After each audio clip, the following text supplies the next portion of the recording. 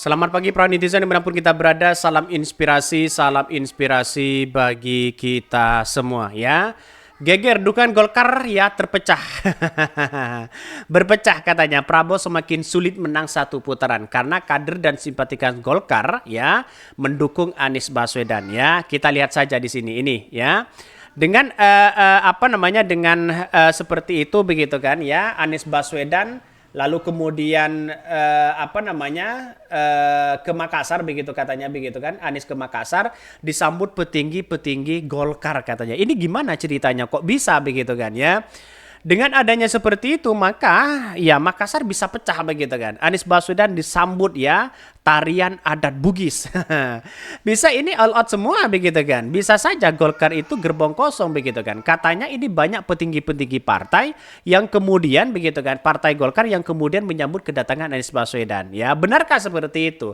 Dalam beberapa narasi-narasi dan video itu menunjukkan ya warna kuning, disambut luar biasa, bersalaman begitu kan. Cara bersalaman berbeda dengan Prabowo begitu kan. Prabowo ya seolah-olah tidak mau disentuh begitu kan ya. Sedangkan Anies Baswedan santai-santai aja mereka. Inilah caranya sebagai seorang calon pemimpin di situ begitu kan. Punya karakter yang baik, punya karakter yang bagus ya, salaman dengan pendukung-pendukungnya begitu. Apakah ini adalah dukungan-dukungan dari kader-kader Golkar begitu kan yang ada di situ? Kalau kita lihat ya kuning-kuning semua ini begitu kan ya, pecah. Mari kita baca ini banyak sekali ya komentar-komentar dari netizen sampai-sampai begitu kan ya. Netizen mengatakan, wah bisa saja ya Golkar itu gerbong kosong begitu kan. Ketokohan ya Puang begitu Pak JK di Sulsel sangat besar. Pandangan selalu ditunggu-tunggu oleh masyarakat Sulsel. Ya Sulsel ya apalagi soal pilihan politik. Banyak tokoh politik dari Sulsel pernah mendapat sentuhan tangan langsung dari beliau ya. Ini komentar-komentar dari netizen. Artinya pengaruh dari Pak Yusuf atau Pak Yusuf Kalla atau Pak JK ya benar-benar tersentuh di situ. Sehingga kalau kita melihat dengan para kader-kader yang kemudian masih militan ya kepada Pak JK maka bukan tidak mungkin semua kader-kader dan kemudian sebagian dari kader Golkar yang akan mendukung Anies Baswedan karena ikut rekam jejak dari Pak JK begitu kan. Pak JK itu punya kontribusi besar terhadap partai di situ begitu kan.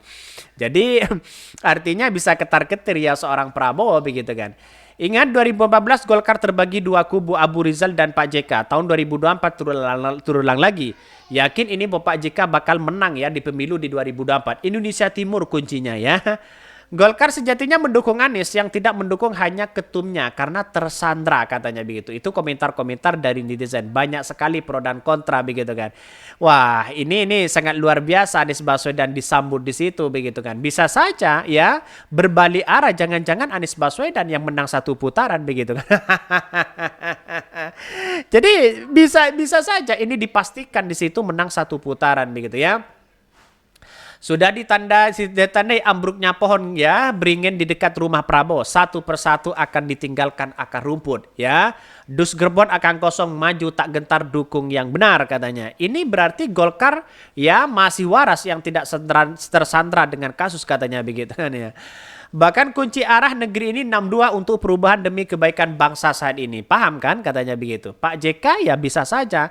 Karena Pak JK itu sudah tahu bagaimana strategi-strategi politik dari Partai Golkar begitu. Kader-kader mereka yang kemudian pasti simpati kepada Pak JK bukan tidak mungkin akan ikut Pak JK di situ. Wajar kalau Partai Golkar agak dikatakan pecah hari ini begitu kan. Luar biasa memang begitu. Jadi agak seru memang begitu kan ya kontestasi Pilpres hari ini begitu kan. Bahkan ya bisa saja Prabowo tidak masuk ke putaran kedua karena rakyat ingin menghukum kesombongannya dengan tidak memilih. Bisa saja begitu. Kalau masyarakat bergandengan tangan bersama-sama bukan tidak mungkin di situ begitu kan akan menumbangkan seorang Prabowo begitu. Golkar bawa gerbong kosong katanya. Nggak kaget lah Golkar gitu. Siapapun yang menang pasti Golkar ikut. Golkar itu pro Anies ya, cuma karena ketumnya kena kasus ya minyak goreng jadi tersandra sama pilihan. Wah, ini apa komentar-komentar netizen? Apakah benar seperti itu begitu kan? Jadi Saya kira banyak masih perdebatan-perdebatan sekarang ini muncul begitu kan, bahwa Airlangga itu banyak kader-kader dari Golkar kecewa terhadap Airlangga karena Airlangga itu tidak bisa ya mencalonkan diri baik dari capres maupun cawapres karena pemenang kedua yaitu adalah Partai Golkar. Sangat disayangkan memang begitu hal-hal itu tidak dilakukan begitu kan. Sayang begitu kan. Golkar itu partai yang paling berkuasa di zaman Orba dan mengembalikan cita rasa Orba saat ini dengan mendukung paslon dinasti Orba. Dan cocok banget dengan cita-cita dinasti politik yang berkembang sekarang ini.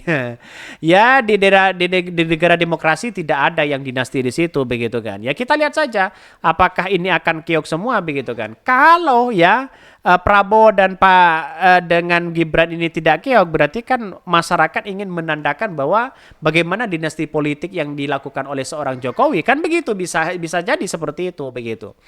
Bahkan satu sisi mengatakan loyalis ya Pak JK nyata adanya dan tidak sedikit. Anggota Golkar lebih loyal ke JK daripada Airlangga ya, apalagi dengan kasus korupsi tersandra partai. Ini Golkar yang cerdas, tidak mau tersandra seperti ketumnya, padahal itu menyangkut ya pribadi orang. Ini menyangkut Partai Golkar katanya. Ini banyak sekali pro dan kontra, tapi saya tidak terlalu masuk dalam jauh tersandra menyandra. Tapi yang jelas bagaimana ya perpecahan dalam dunia politik begitu kan di kubu Golkar begitu kan ya. Yang sering terjadi bahwa ya memang senior-senior itu mungkin tidak sesuai lah begitu dengan konteksnya begitu, sehingga apa yang terjadi selama ini begitu kan yang melihat dengan Golkar ini menjadi potensi untuk didorong untuk menjadi cawapres. Kenapa harus Gibran begitu kan? Ini kan sayang Gibran itu kan baru masuk dari Golkar itu kan sudah digadang-gadang menjadi salah satu cawapres di situ begitu.